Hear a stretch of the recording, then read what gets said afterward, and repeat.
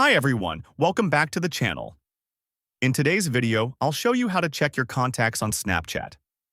So, let's get started. First, open the Snapchat app on your phone. Now, tap your profile icon in the top left corner.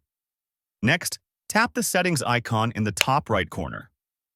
Scroll down and find My Privacy and Data, then tap on it.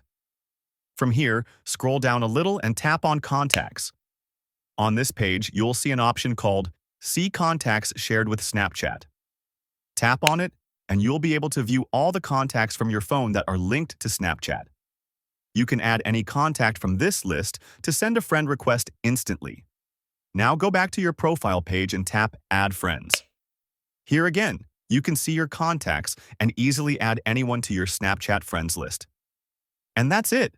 You've now learned how to check and manage your contacts on Snapchat.